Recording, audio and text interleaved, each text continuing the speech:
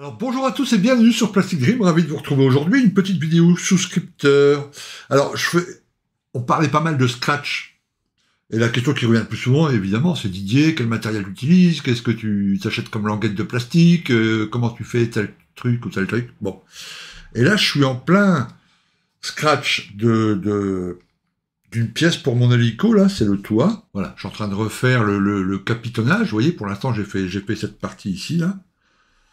Avant, cette partie-là, elle était comme ça, hein. Voilà, j'ai tout creusé, et puis j'ai refait dedans j'ai mis des trous pour pouvoir passer des câbles, etc.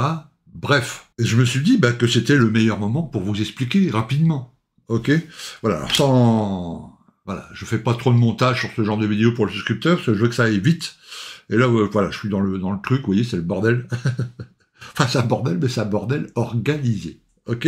Donc, je vais vous montrer, là, j'ai sorti tous mes outils que je scratch d'habitude. Donc comme ça, j'ai tout à portée de main pour vous montrer. Alors, à savoir que tous ces outils, je ne les ai pas achetés d'un seul coup. Quand j'ai commencé le Scratch, j'avais pas grand-chose. Et puis petit à petit, au fur et à mesure des mois, des années, j'ai acheté ci, j'ai acheté ça, etc., etc. Vous n'êtes pas obligé de tout acheter d'un coup, que ça va vous faire un sacré trou dans votre budget. Quand vous commencez le Scratch, avant tout, le Scratch qu'il faut comprendre, c'est le monde de la débrouille. Voilà. On trouve pas mal d'astuces, pas mal de trucs avec des outils d'atelier, avec du matériel qui est pas forcément du matériel maquettiste des fois, voilà, c'est souvent ça, c'est le monde de la débrouille. Alors avant, ce qu'il faut, c'est une bonne documentation. Comme ça, j'ai pas mal de photos de cette pièce-là, mais en vrai, le vrai plafond du Black Oak, ok, enfin du Pev Oak pour moi, voilà, donc je me base sur les photos, évidemment, j'ai pas des photos avec des mesures exactes, et que c'est pas des plans 3D ou autres, donc je me débrouille d'après les photos, je trouve un objet à côté dont je connais à peu près la taille, que ça soit un personnage, que ça soit une bouteille d'eau, que ça soit voilà, je trouve un truc, et puis grosso merdouille, voilà, en faisant des petits calculs sur Photoshop, en regardant, voilà, on trouve à peu près la taille. Voilà, des fois on peut se gourer évidemment, comme la taille des petits trucs là. On peut se tromper, mais c'est pas très très grave, ça se verra pas au final. Ok? Voilà. L'important c'est la forme générale, et puis où les trous sont placés, les choses comme ça. Voilà. Là, ça ressemble parfaitement à ce qu'est un véritable toit de Pev Oak. Très bien. Ensuite, comment on fait? Il faut d'abord de la carte plastique.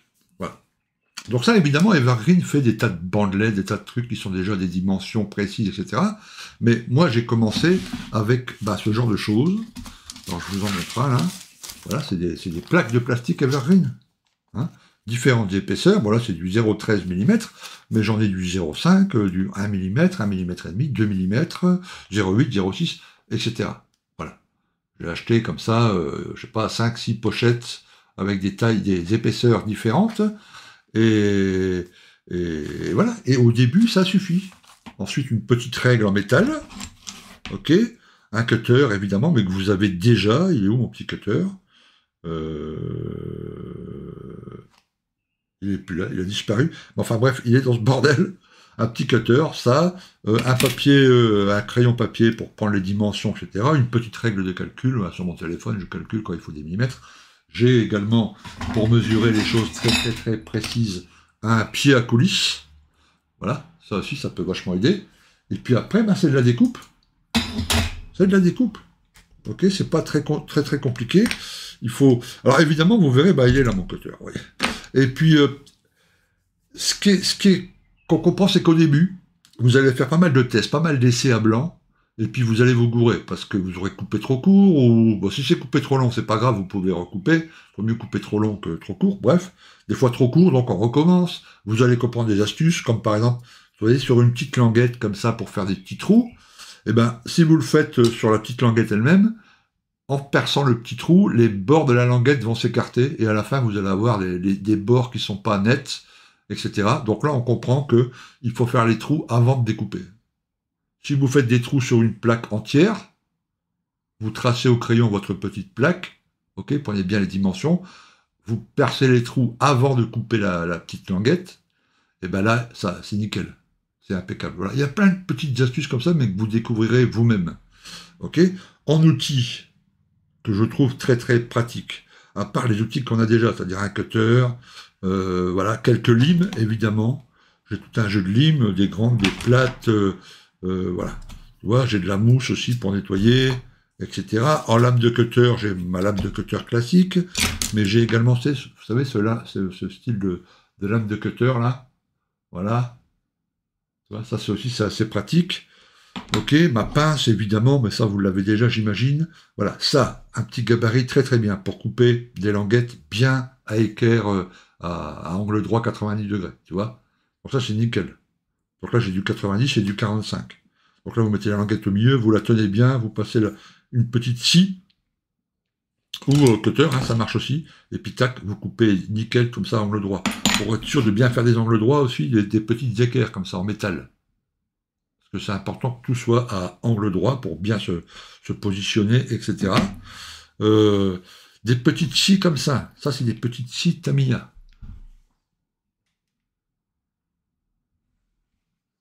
Voilà, vous voyez. Donc ça pour couper des petits trucs, là par exemple ici, pour faire ces petits carrés là, j'ai percé avec la perceuse, j'ai tracé d'abord au crayon évidemment pour savoir ce que je devais percer, ok. Ensuite j'ai fait plein de petits trous à la perceuse, ok. Sur deux, trois petits trous, j'ai passé ma lame comme ça pour pouvoir faire une espèce de trou pour pouvoir passer ma scie. Ok. Et puis après, j'ai mis cette petite scie là-dedans. Et puis tout doucement, crac, crac, crac, crac, crac, crac, crac, crac. Et hop, j'ai fait tout le tour. Ensuite, j'ai bien poncé pour que ça soit bien droit. Ok. Et boum, on passe au suivant, et au suivant, et au suivant, et au suivant. Ok. Voilà. Donc ça, ces petites limes-là, vous verrez, c'est un petit lot Tamiya, il y a 5-6 limes dedans, de formes et de tailles différentes. Là, pour ce projet-là, j'ai pris cette lame-là, mais il y en a dans le lot que vous allez acheter, vous allez voir, c'est pas très cher. Là, c'est une 0,15. Il y a d'autres formes, parce que suivant ce qu'on coupe, vous verrez qu'il y a des formes qui vont mieux que d'autres. Alright. Ça, c'est pas mal. Ça, c'est un petit stylo, c'est AK qui fait ça, mais je crois que Green Stuff en fait aussi. Avec là, ici, du métal. Je sais qu'ils en font aussi en fibre de verre. Moi, je préfère le métal. Et ça, c'est pour poncer dans le fond. Voilà, quand il y a des endroits inaccessibles au ponçage avec un bâton classique ou avec une mousse classique, voilà, par là pour poncer dans le fond, et ben tac tac tac, ça va un peu mieux. Ok, c'est un peu plus long, il va falloir faire beaucoup plus, ça va prendre plus de temps, mais pour nettoyer des petites zones comme ça où il y a eu un peu de colle ou je sais pas quoi, et ben ça c'est nickel. Ok, ça, ce petit outil, on a déjà parlé, c'est un truc euh, pour les filles, faire les ongles, enfin les filles, ou les hommes, il y a peut-être des hommes qui le font aussi, dans les ongleries là, vous savez. Voilà. C'est vendu avec un tas de petits outils. Euh, voilà, c'est vendu avec généralement une boîte de ce style-là, vous voyez. Mais moi j'ai rajouté, voilà, j'ai d'autres outils, des lames, des machins, pour percer, tu vois, des petits forets, etc. Et puis le câble pour l'alimenter parce que ça se recharge en USB. Voilà, donc ça c'est assez pratique parce que ça se tient, hop, je le range au fur et à mesure, ça se tient mais vraiment bien en main, tu vois. Et par exemple, quand on fait le truc avec la personne, là, si on veut aller un peu plus vite, voilà, pour délimiter les bords avant de passer au ponçage, on peut faire avec ça. Il y a 2, 3 vitesses, vous voyez, ça fait pas beaucoup de bruit, ça dure plutôt longtemps.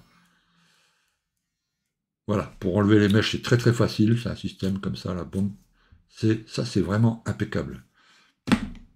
Ok, quoi d'autre? Alors, des outils, moi qui m'ont beaucoup aidé, mais que j'ai pas eu besoin au début. La petite perceuse à main, ça suffit. Mais ça, c'est vraiment pas mal. On gagne un temps de fou avec ça. Et puis comme ça va plus vite au démarrage, on perce plus facilement quand on a des petits trous à faire sur vraiment des petits trucs. Ça va beaucoup mieux. Ok? Voilà. Ok, et j'ai cette petite mousse là, parce que quand je fais un trou sur un. Je veux pas percer mon tapis, donc je mets là-dessus et boum, boum, boum, et ça va nickel. Avec ça, vous faites une dizaine de trous assez rapidement. Ok. Après, il y a ça, ce qu'on appelle ça s'appelle le chopper, je crois, chopper 2. Alors, c'est un petit investissement, certes, mais ça vous permet de faire, je vais le mettre de côté que vous voyez bien, des pièces comme là, tu vois, il me fallait une pièce là, de cette taille-là, il m'en fallait plusieurs, et ben hop, tu vois, ça permet de faire très rapidement des pièces qui ont exactement la même taille, enfin, tu vois, la même dimension, etc. Et ça, vous verrez que dans vos scratchs, par exemple là, tu vois, si je fais une boîte, et ben ouais, j'aurais besoin de 4 trucs comme ça, exactement pareil, pour que ça se colle bien, tu vois. Voilà. Et là, hop, voilà. Là, j'ai de quoi déjà faire une petite boîte. Ouais, ben, il va me manquer 2 morceaux, mais vous avez compris le principe. Voilà. Et ça, bah, ça se règle avec ça, hein, des angles, des machins, on règle bien, enfin, tu vois, on mesure le machin, et hop, hop, hop, hop, hop, hop, on peut faire un tas de pièces. Ça, c'est très, très, très, très pratique. Ok. Ensuite, alors ça, peut-être que vous en ayez déjà, mais des micro-limes, ça, c'est vachement bien, parce que vous verrez, bah, quand on fait du scratch, on fait des trucs tout petits, et c'est ce genre de lime en acier, là, vraiment micro, petite, quoi, toute fine, ça va très très bien. N'oubliez pas que les limes, elles se nettoient. Ok. Donc moi, de temps en temps, à la fin de la séance, tu vois, je prends mon truc en métal, là, et puis tac, tu vois, je nettoie toutes les limes, vous allez enlever un tas de plastique, et elles fonctionneront toujours nickel. Voilà, ça, on n'y pense pas souvent à nettoyer ces limes, mais voilà, elles sont comme neuves, parfait. Alors après, j'ai cet outil, alors j'ai oublié le nom. Ah, j'ai oublié le nom. Merde, des arrosoirs, j'ai oublié, j'ai oublié. Bon, si je retrouve, je mettrai en dessous de la vidéo le nom. Bref. Quand vous faites un petit trou, ça permet d'agrandir les trous et de les affiner. Vous verrez, quand vous les faites à la perceuse, des fois le bord du rond, du trou, il n'est pas net, ou alors vous l'avez fait trop petit parce que vous n'avez pas le forêt, etc. Et ben là, vous avez ce genre d'outil, donc, tu vois, c'est des pointes très fines, et là, on s'en rend pas vraiment compte visuellement, mais elle est un peu plus, le diamètre est plus important ici que ici. Ce qui fait que si vous rentrez dans le trou, et puis vous tournez comme ça, et ben le trou, vous allez l'agrandir bien comme il faut, il sera bien rond, ok, et s'il vous faut encore plus grand, ben vous prenez celui qui est au-dessus, tu vois, c'est celui-là, paf, et là, hop, hop, hop, et hop, si vous utilisez tous, vous arrivez jusqu'au gros, là, donc votre petit trou, vous pourrez le transformer en un gros trou comme ça, de ce diamètre-là, voilà.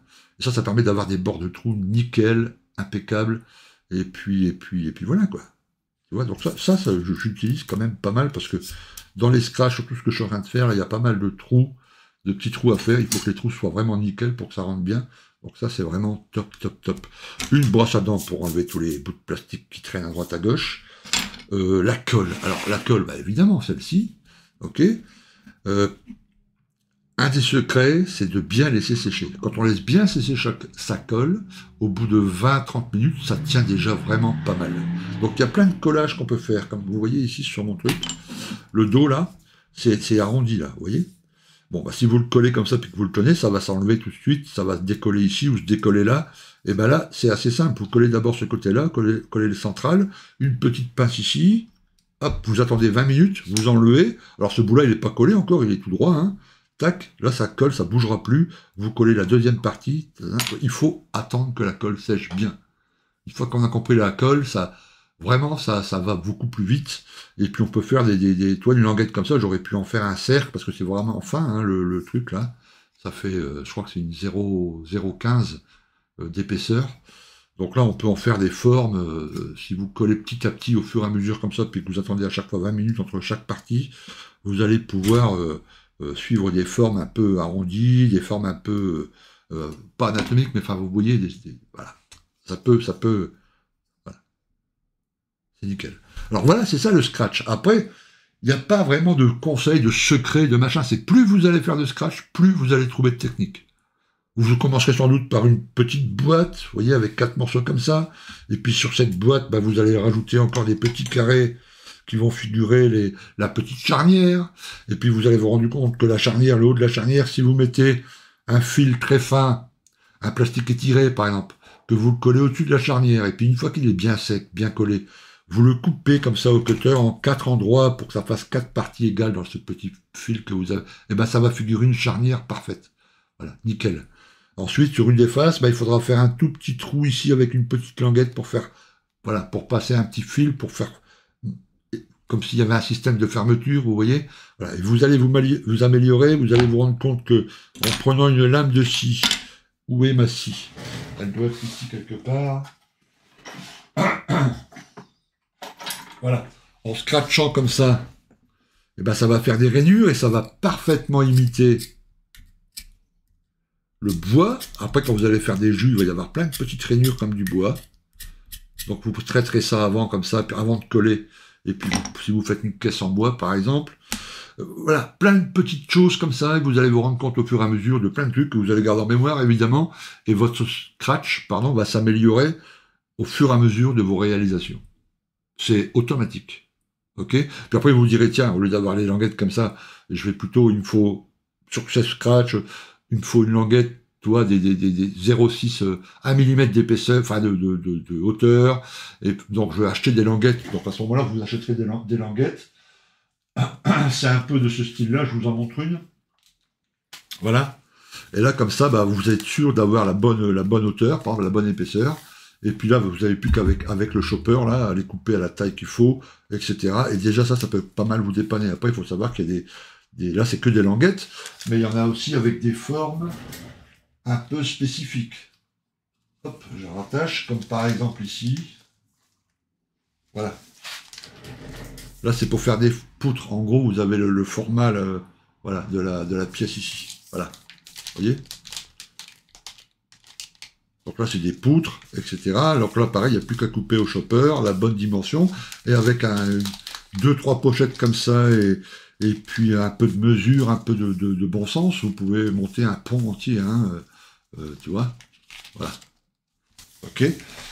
Donc c'est un truc, je vous préviens tout de suite, quand vous mettez le doigt là-dedans, et puis que vous commencez à scratcher, alors pas seulement vos maquettes pour les améliorer, mais un outil à part, un pont par exemple, ou un truc, on s'arrête plus après, parce qu'on trouve que c'est génial. Vous allez voir, c'est vraiment pas mal. Et puis surtout, on se fait des pièces originales, vous voyez, on se fait des pièces, voilà, que ce soit sur les maquettes ou que ce soit des objets à côté, un petit puits, une petite, voilà. Voilà, ça ajoute un vrai plus à votre savoir-faire, hein. Donc ça, c'est vraiment top. Et les outils, bah ouais, il faut les acheter au fur et à mesure. Après, il y a plein de petits trucs. Alors, je vais vous montrer mes boîtes à outils. Ok, on va mettre ça là comme ça. Je vais pousser un petit peu. Hop, hop. Voilà, une des boîtes à outils. Ah voilà. Ça, c'est des... Pareil, j'ai oublié le nom. Oh mon Dieu Seigneur, Jésus, Marie-Joseph. J'oublie les noms, j'ai pas ma tête aujourd'hui. De différentes épaisseurs. Ça, c'est pour faire des rainures dans le plastique. Quelquefois, vous avez besoin de faire des rainures. Donc, avec une règle, hein, on pose le plastique là-dessus, on pose ça, et puis tac, tu vois, on passe plusieurs fois, et en tirant, et en poussant, et en tirant, et puis on fait une très très jolie rainure, tu vois, et ça peut être utile pour certains trucs qu'on veut imiter, etc.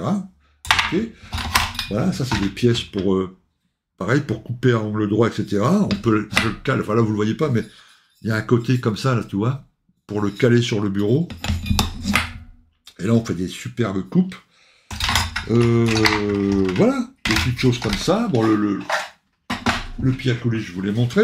Après, il y a des objets qui coûtent beaucoup plus cher. Okay, et ça, c'est acheté, bah ouais, si vous faites beaucoup de scratch et que vous rajoutez, et que vous savez que vous allez en faire, et ben voilà. Tu vois, comme les push and die, là. Push and die rond, push and die hexagonal. Tu vois, avec tous les petites mèches, là, tout ça, bah ça, c'est nickel pour faire des rivets. Vous faites plein de petits rivets avec ça. Ok. Là, vous avez... si vous voulez rouler des choses, faire des choses rondes avec du métal, parce qu'on peut utiliser aussi des feuilles de métal, évidemment, pour faire du scratch. Tu vois? Donc là, de différents tu vois, diamètres, j'en ai des petits, ça va jusqu'au grand, etc. Ça, c'est pour rouler des choses, tu vois, tu mets une plaque de métal ici, tu poses le truc, tu tournes, et ça arrondit certaines pièces, on peut le faire avec du plastique très fin, on peut le faire aussi avec du métal. Voilà. Et après, les feuilles de métal, eh ben, il y a des magasins qui en vendent, évidemment, alors je vais en sortir quelques-unes. Mais après, là aussi, c'est beaucoup le... alors, attendez. Je sors mon truc. Pour vous montrer, voilà. Voilà une pièce de métal avec laquelle je travaille souvent. Et ben, ça, c'est le reste d'une feuille de métal d'une canette. Voilà, vous offrez une petite bière en canette, en métal, là. Et puis, une fois bu, vous la découpez, et puis vous avez là de quoi scratcher quand même pas mal de choses, hein. Avec une canette de bière de 33 centilitres, vous faites 3, 4, 5 maquettes à rajouter des petites choses en métal sur les côtés.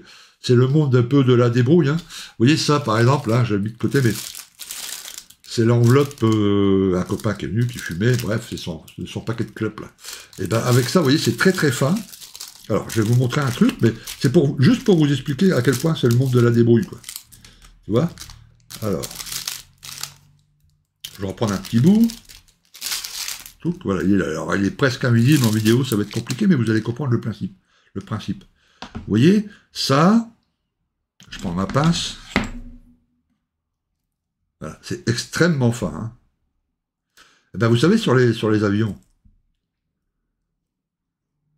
le système de viseur là qu'il y a devant, là, surtout sur les jets modernes, qui est juste devant le pilote, et à travers ce viseur, il y a des informations qui s'affichent dessus, et il voit où il tire, etc. Ben, voilà. OK. Et ben ça, vous passez un coup d'aéro là-dessus, avec la couleur transparente Tamiya verte, là. Un léger coup, hein. Soupe, soupe. Tu vois? Voilà. Une très fine couche. Vous laissez bien sécher, vous le retournez. Au dos, vous découpez un tout petit carré. Alors, vous mesurez celui que vous avez eu dans votre kit, mais généralement, tu vois, ça fait 1,5 mm sur 2 mm ou encore plus petit, tu vois. Voilà. Et après, tu découpes comme ça, là, un tout petit carré, et là, tu as un viseur, mais qui est d'une finesse, un truc de fou. Une petite micro-gouttelette de colle à bois, tu poses ta feuille comme ça, et là, tout le monde va te demander, mais comment t'as fait un truc aussi fin? Eh ben, c'est ça. Voilà. Tu vois? Un bout de cellophane, de papier craft, mais vous trouverez ce cellophane très fin sur des objets alimentaires aussi. Hein. Moi, j'utilise du plastique, des fois des barquettes alimentaires, des choses comme ça. C'est, je vous dis, vraiment le monde de la débrouillardise, hein, le scratch. OK? Voilà. Voilà, voilà. Donc, au début, n'achetez pas trop de matos, n'achetez pas trop de trucs.